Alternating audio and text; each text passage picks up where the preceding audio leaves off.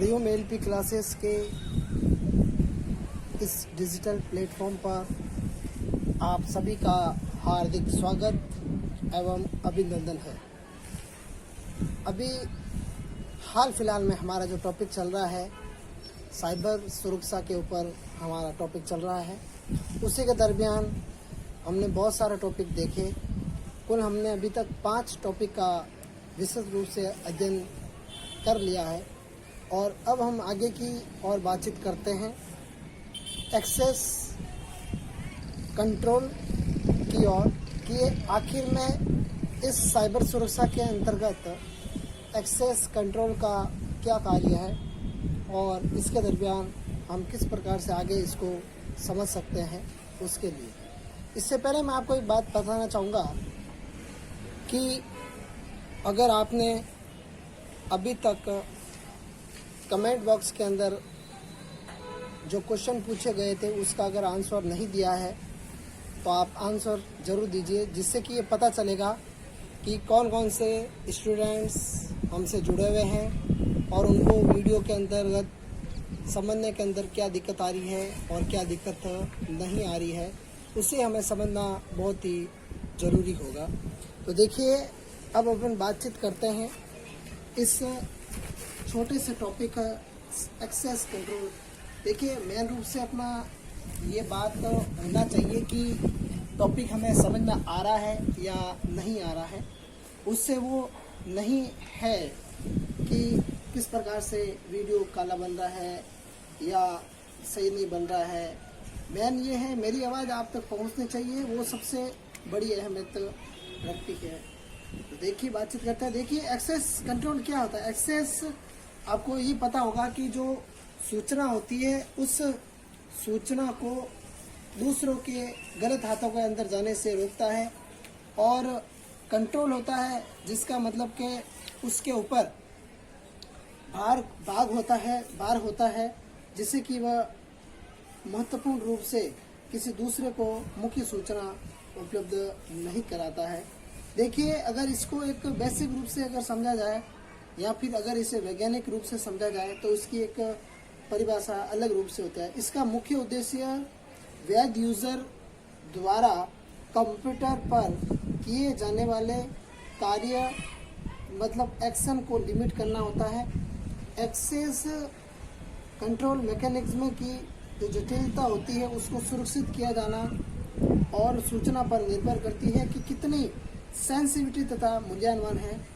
सूचना जितनी सेंसिटिव होती है एवं मूल्यवान होती है उतनी ही महत्वपूर्ण होती है, और जो मूल्यवान होती है और जिसके अंतर्गत एक्सेस कंट्रोल मैकेनिज्म उतना ही अधिक मजबूत होगा।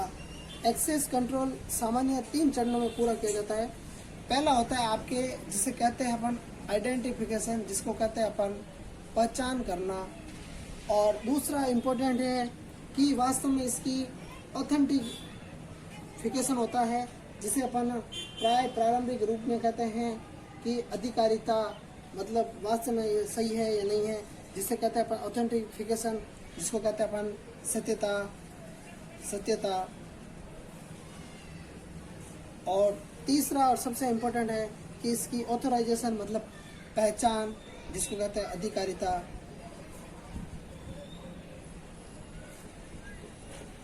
ऑथराइजेशन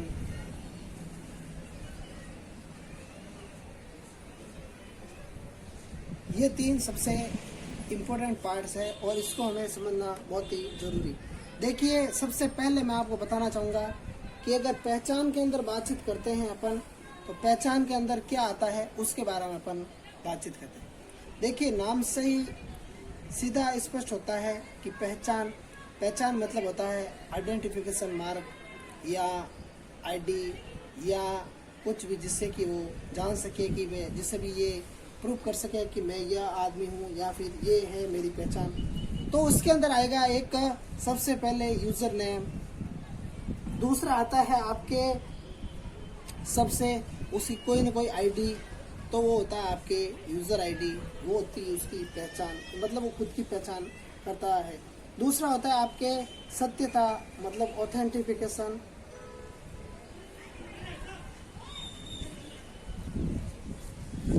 इसका तात्पर्य यह है कि ये यूजर को सत्यता का परिचय करवाता है और इसका एक सत्यापित करने का एक प्रोसेस होता है कि यही मेरा आदमी है या नहीं है।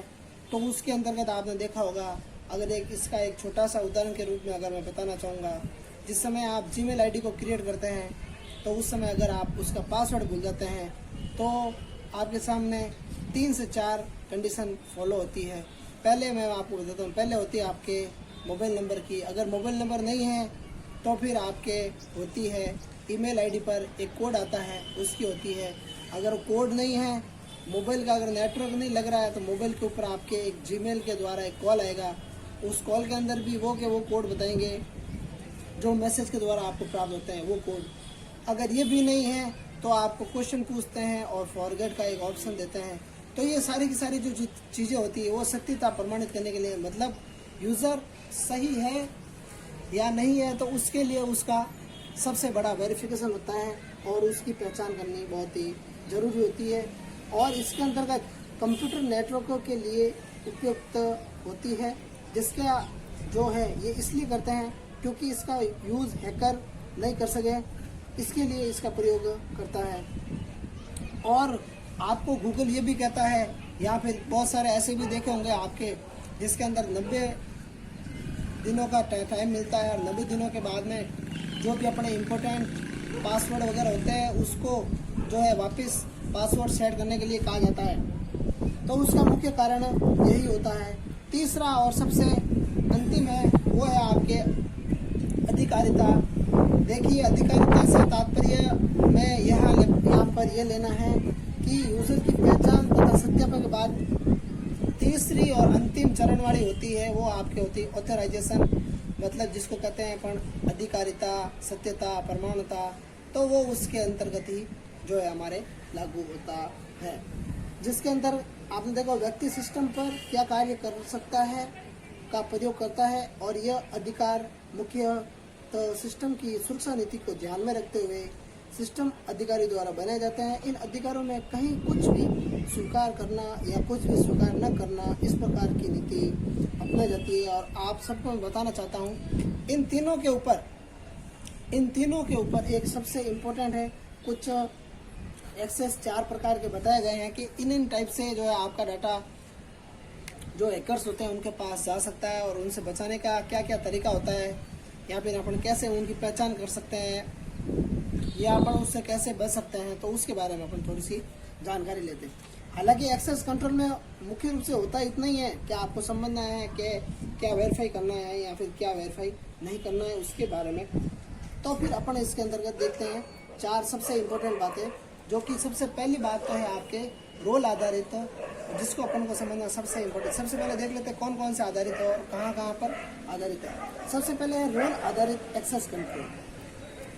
रोल आधारित एक्सेस कंट्रोल। देखिए, रोल आधारित तो किसी भी चीज़ के अंतर्गत कोई भी काम करता है तो उसके पीछे कोई न कोई मतलब रोल होता है और उस रोल के दरमियान हमें कार्य करना पड़ता है। अगर किसी भी कार्य करने के पीछे अगर ठोस रीज़न नहीं है, ठोस जिम्मेदारी नहीं है, तो फिर उसके अंतर्गत क्या होगा, उस रोल के अंतर्गत हमेशा प्रॉब्लम आती रहेगी। तो मैं आपको एक समझाना चाहूँगा कि रोल बेस्ड एक्सेस कंट्रोल क्या होता है, कि इसके अंतर्गत यूजर ठोस या संस्था में एक्सेस करने का डिसीजन होता है, मतलब लास्ट फाइनल प्रत्येक व्यक्ति के रोल तथा जिम्मेदारी पर निर्भर करता है। और इसे नॉन डिस्क्रिशनरी एक्सेस कंट्रोल भी कहते हैं, क्योंकि इसमें यूज़र अपने रोल के अतिरिक्त किसी अन्य कार्य को कंट्रोल नहीं कर पाता है। आपने देखा होगा बहुत सारे अधिकारी गण भी ऐसे होते हैं जिनको एक फिक्स काम दे दिया जाता है, वो उसके अकॉर्डिंग भी कार्य करते हैं, उसके अलावा कार्य नहीं करते हैं। दूसरा है डिस्क्रिशनरी आधारित एक्सेस कंट्रोल।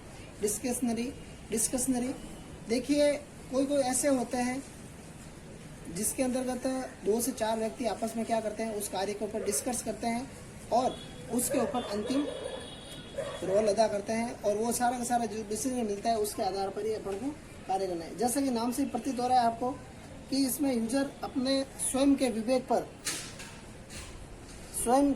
पर स्व विवेक मतलब खुद की बुद्धि पर काम करते हैं। और डेटा है जो स्वामी बताता है कि डेटा का एक्सेस कौन करेगा, मतलब फाइनल में इसका जो है अंतिम चुनाव कौन करेगा, वो आपको इसके अंतर्गत बताया जाता है। तीसरा है कि मैनेडेटरी देखिए इसके अंतर्गत क्या होता है कि मैनेडेटरी, पहले नाम लिख देता हूँ मैं। मैनेडेटरी देखिए जिनको भी नोट्स बनाने हैं नोट्स बना सकते हैं। क्वेश्चन है सबसे इम्पोर्टेंट है, पहले भी मैंने आपको बताया कि आप इनका नियमित रूप से अध्ययन करेंगे तभी आपके बेड़ा पार होगा, नहीं तो कुछ नहीं होगा।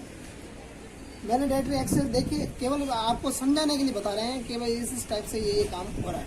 मैनेडेटरी डाटा में एक्सेस कंट्रोल में इसमें यूजर को ये बताने की स्वतंत्रता होती है, मतलब फ्रीडम होता है। स्वतंत्रता ये होती है उसमें यूजर को कि क्या है और क्या नहीं है, और मुख्य रूप से इसमें कौन एक्सेस करेगा, उनकी फाइल को कौन एक्सेस करता है, इनको डिज़ाइन कौन करता है, फाइनल डिसीजन कौन लेता है। और इस पूरे मॉडल में सब्जेक्ट, यूजर तथा ऑब्जेक्ट रिसोर्स को सुरक्षा लेवल के साथ वर्गीकृत किया जाना और असाइन किया जाता है।